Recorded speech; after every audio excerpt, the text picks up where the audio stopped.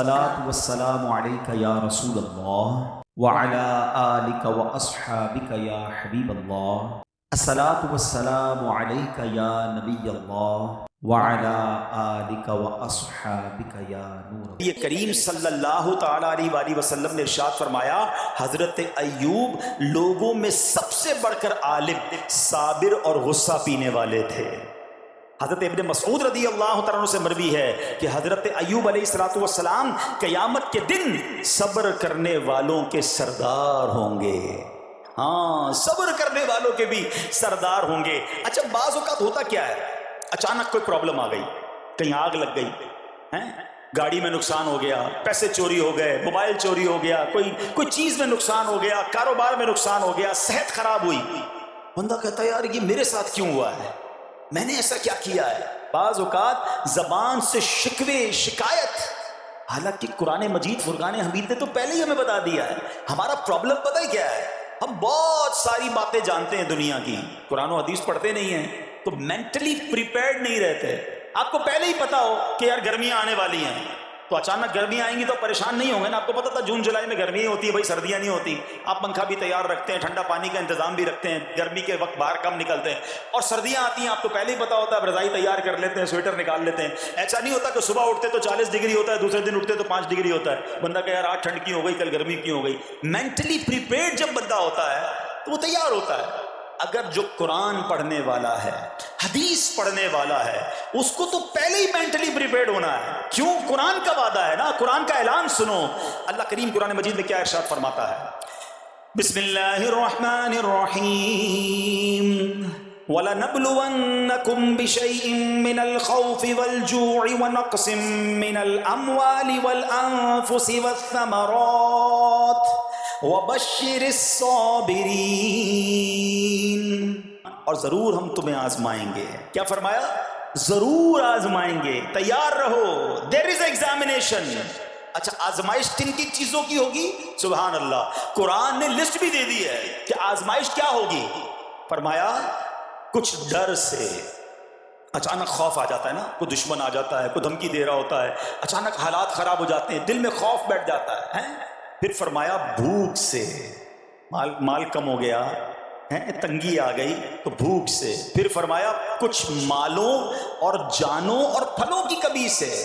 کبھی کاروبار میں نقصان ہوگا، کبھی کسی کے باغات ہے تو باغ فصل اجڑ سکتی ہے، آپ کو کوئی نقصان ہو سکتا ہے، کسی جگہ آگ لگ سکتی ہے، اور جانوں کی کمی سے بیماری بھی آ سکتی ہے. مگر آگے کیا فرمایا؟ وَبَشِّرِ الصَّابِرِينَ.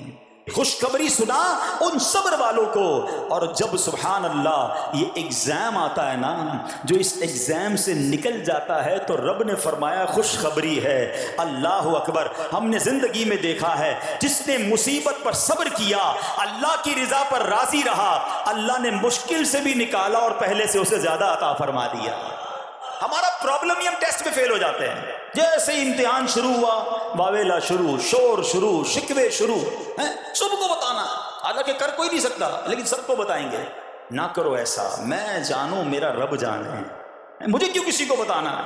ہاں، وہ کریم ہے، وہ دیکھ رہا ہے کہ میرا بندہ صبر کر رہا ہے. سبحان اللہ. حضرت صدر امام ابو جعفر محمد بن جریر تبری تفسیر تبری میں اس آیت مبارک کے تحت فرماتے ہیں، یعنی ہم تمہیں دشمن کے خوف، قحط سالی، شدید بھوک و فقر و فاقہ، فصلوں کی کمی، مقاصد کے حصول میں مشکلات، کفار سے جنگ کے دوران افرادی قوت میں کمی اور اہل و عیال کی موت وغیرہ کے ذریعے آزمائیں گے.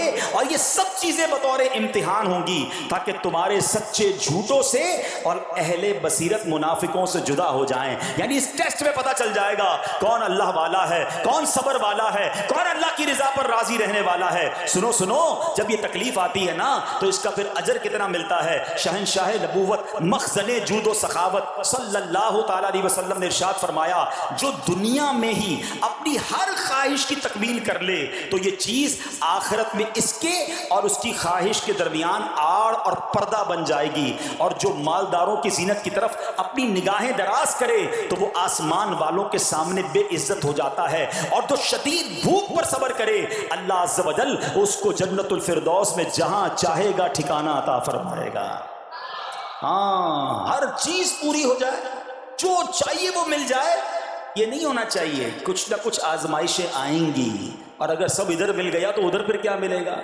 ہم اللہ سے یہ دعا کرتے ہیں کہ ادھر بھی عطا فرمائے ادھر بھی محروم نہ کرے. ہاں ہمیں ڈرتے بھی رہنا چاہیے کہ یار میں جو مانگتا ہوں ادھر مل جاتا ہے، کہیں وہاں محروم نہ رہ جاؤں. تو آزمائش آئے تو صبر کرنا چاہیے، اللہ کی رضا کے طور پہ زندگی گزارنی چاہیے. ایک بار نبی پاک علیہ الصلوۃ والسلام انصار کے پاس تشریف لے گئے تو فرمایا کیا تم مومن ہو؟ بڑا کمال کا سوال جواب ہے، ذرا غور کیجئے گا. ہمارے پاس بھی کوئی آ کر کہے کہ کیا تم مومن ہو تو ہم کیا جواب دیں گے؟ صحابہ خاموش رہے. سیدنا فاروق اعظم نے کہا حضور ہاں ہم مومن ہیں. شاید ہمارا بھی جواب یہی ہوگا مومن ہیں. مگر اگلا سوال سنو نبی پاک علیہ الصلوۃ والسلام کا. فرمایا کہ اگر تم مومن ہو تو تمہارے ایمان کی علامت کیا ہے؟ ہاں اب ہم سے کوئی یہ سوال کرے تو ہم جواب کیسے دیں گے؟ بھائی تم کہہ رہے ہو مومن ہیں، واٹ از دا سمٹمس؟ کوئی نشانی کوئی علامت تو بتاؤ نا. اب یہ سوال کرنے والے کون ہیں؟ پیارے آقا صلی اللہ تعالیٰ علیہ وآلہ وسلم. صحابہ سامنے بیٹھے ہیں. ارشاد فرمایا مومن ہو تو علامت کیا ہے؟ کیا شاندار جواب دیا کہ صحابہ کرام نے کہ ہم جب فراخی کی حالت ہوتی ہے نا، آسانی ہوتی ہے تو ہم شکر ادا کرتے ہیں. جب آزمائش آتا ہے، کوئی پرابلم آتی ہے، ہم صبر کرتے ہیں اور اللہ کے فیصلے پر راضی رہتے ہیں. نبی اکرم علیہ الصلوۃ والسلام نے جواب میں کیا فرمایا؟ رب کعبہ کی قسم تم مومن ہو. تو پتہ یہ چلا کہ مومن ہونے کی نشانی یہ ہے کہ جب اچھے دن آئیں تو شکر کرے اور مشکل کے دن آئیں تو اللہ کی رضا پر، اللہ کے فیصلوں پر راضی رہے، صبر کرے. اب آؤ سوال کرتے ہیں. اچھے دن آتے تو ہم کیا کرتے ہیں؟ ارے بھائی میں تو انتظار میں تھا، تھوڑے پیسے آئیں تو فلاں عیاشی کروں، فلاں گناہ کروں. تھوڑے پیسے تھے تو وہ کام ہی نہیں کر پا رہا تھا، اب تو موقع لگا ہے، اب تو دن آئے ہیں. معاذ اللہ، جس کو اللہ نعمتیں دیتا ہے، فراخی دیتا ہے، تو وہ اللہ کی نافرمانی میں لگ جاتا ہے. اور جب اس کو کوئی آزمائش بھیجتا ہے تو وہ ناشکری کہہ کر، بلکہ بعض اوقات تو کفریہ کلمات منہ سے نکال کر ایمان سے بھی ہاتھ دھو بیٹھتا ہے. ایسا نہیں ہونا چاہیے. عقل مند وہ ہے، یاد رکھنا کہ رب جتنی عطائیں بڑھائے ہم اتنے سجدے بڑھائیں، ہم اتنے صدقے بڑھائیں. دیکھو نا دنیا میں کیا ہوتا ہے، آپ کو کوئی تحفہ دے آپ کیا کہتے ہیں؟ شکریہ، جزاک اللہ. دوبارہ تحفہ دے آپ کہتے ہیں بہت مہربانی. تیسری بار دے بندہ کہ یار یہ تو مجھ پر کتنا مہربان ہے. اتنی مہربانیاں. ناراض نہیں ہونا چاہیے. جو تمہیں دنیا میں 2-4 تحفے دے دے تم اسے ناراض نہیں کرنا چاہتے. جب سے میں پیدا ہوا جب سے وہ نواز رہا ہے، وہ ناراض نہ ہو جائے اس کا کوئی خیال نہیں. وہ دیے جا رہا ہے. ہم تو دیکھتے ہیں نا، بندہ غریب ہوتا ہے تھوڑے گناہ، جیسے جیسے امیر ہوتا گیا اس کے پر پرزے نکلنا شروع ہو جاتے ہیں.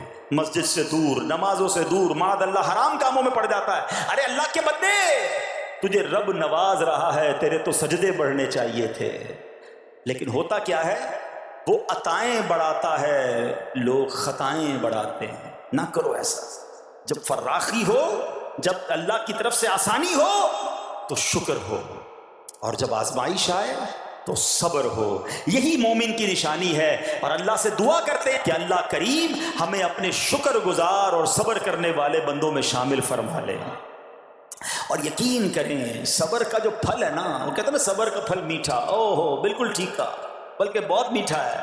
سنو، اللہ عز و جل فرماتا ہے کہ جب میں کسی بندے کو بیماری میں مبتلا کروں، ہو سکتا ہے یہاں بھی میرا کوئی بھائی بیمار بیٹھا ہو، مدنی چینل کے ناظرین میں سے کوئی بیمار بیٹھا ہو. دیکھو بیماری آئے نا، شکوہ مت کرنا، صبر کرنا. فضیلت سنو، حدیث قدسی ہے، اللہ فرماتا ہے جب میں اپنے کسی بندے کو بیماری میں مبتلا کروں اور وہ اس پر صبر کرے، کسی سے شکایت نہ کرے، تو میں اس کے گوشت کو اچھے گوشت سے اور اس کے خون کو اچھے خون سے بدل دیتا ہوں. پھر اگر اسے شفا دیتا ہوں تو ایسی شفا دیتا ہوں کہ اس کے نامہ اعمال میں کوئی گناہ نہیں رہتا. اور اگر میں اسے دنیا سے اٹھا لوں تو اسے اپنی رحمت کاملہ کے سائے میں لے جاتا ہوں. ارے کمال ہو گیا. بیماری آئی، بیماری جب جاتی ہے تو گناہوں سے بھی پاک کر کے جاتی ہے. صرف ایک ہی تو کنڈیشن ہے، صبر کرنا. بیماری آئی، صبر کرنا. ہاں، کسی سے بات نہ کریں، شکوہ نہ کریں، اللہ کی بارگاہ میں عرض کریں مولا تیری مہربانی، ہاتھ میں درد ہے باقی جسم تو سلامت ہے. اے اللہ آنکھ میں درد ہے باقی جسم تو سلامت ہے. اے اللہ گردوں میں پرابلم ہے، میرا باقی باقی جسم تو سلامت ہے، یہ بھی تیری مہربانی ہے۔ اللہ کرے کہ ہم شکر گزار بندے بن جائیں، کیونکہ یہ بیماری تو ہمارے گناہ معاف کروانے آئی تھی، مگر افسوس یہ ہے کہ جو گناہ معاف کروانے والا کام ہمارے ساتھ ہوا اس میں بھی ہم نے اللہ کو ناراض کر دیا۔